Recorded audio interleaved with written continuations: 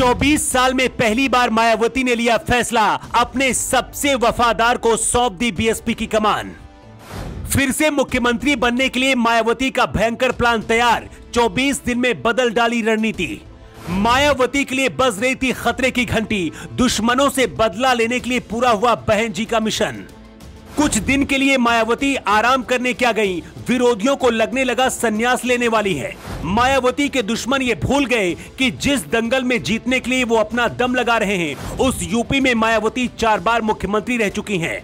मायावती के पास इस बार आखिरी मौका है। यही वजह कि खतरे की घंटी बजने से पहले ही बहन जी ने अपना मिशन पूरा कर लिया है। मायावती का ऐलान सुनकर अखिलेश यादव की भी नींद उड़ गई है। पिछले 24 साल में पहली बार इतना बड़ा फैसला मायावती ने लिया है। मायावती ने जिस तरह से गर्म लोहे पर चोट की है, यूपी की राजनीति में फिर से गर्मी बढ़ गई है। सबसे पहले आपको बताते हैं मायावती के उस वफादार नेता के बारे में, जिसे बहन जी ने पार्टी की कमान सौंपकर सबकी नींद उड़ा दी है। 90 के दशक में जब मायावती राजनीति में संघर्ष कर रही थी, उसी दौरान मायावती को अपना आदर्श मानकर विश्वनाथ पाल ने बीएसपी पार्टी के लिए काम करना शुरू किया था।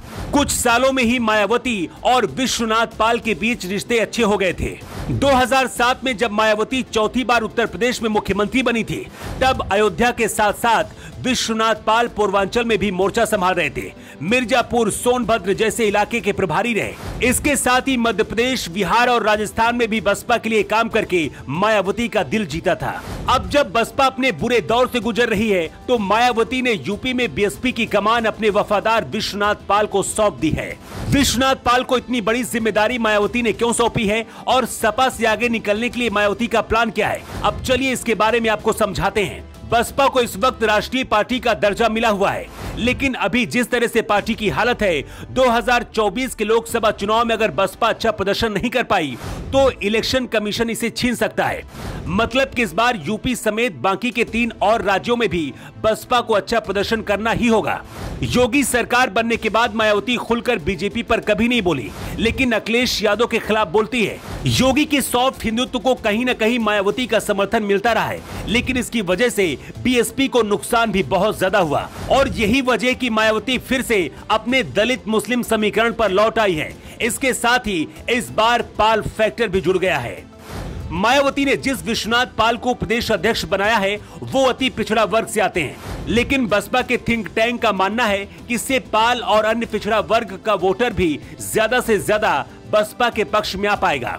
यूपी में निकाय चुनाव हो रहे हैं, इसलिए सबसे पहले इसका टेस्ट मायावती इसमें लेंगी, इसके बाद आगे की रणनीति पर काम करेंगी। मायावती ने 24 साल के बाद पाल समुदाय से किसी नेता को प्रदेश अध्यक्ष बनाया है। ये फैसला गेम चेंजर भी साबित हो सकता है। विश्वनाथ पाल की वजह से पाल समुदाय के साथ साथ यादवों में भी सेंधमारी हो सकती है। जो गलती अभी तक हुई है, उसे मायावती अब नहीं दोहराना चाहती है। मायावती किसी भी हालत में इस बार लोकसभा के चुनाव में सपा से ज्यादा सीटें लेकर आना चाहती है। दलित, मुस्लिम और पाल समुदाय अगर बसपा के पक्ष में आता है तो 2024 में बसपा को अच्छी जीत मिल सकती है। इसके साथ ही 2027 में मायावती का मुख्यमंत्री बनने वाला सपना भी पूरा हो सकता है। क्या आपको भी लगता है कि विश्वनाथ पाल के आने के बाद यूपी में बसपा की फिर से आंधी आने वाली है? आपकी क्या राय है? कमेंट बॉक्स पर लिखकर जरूर बताएं। योगी युग के लिए ब्यूरो रिपोर्ट।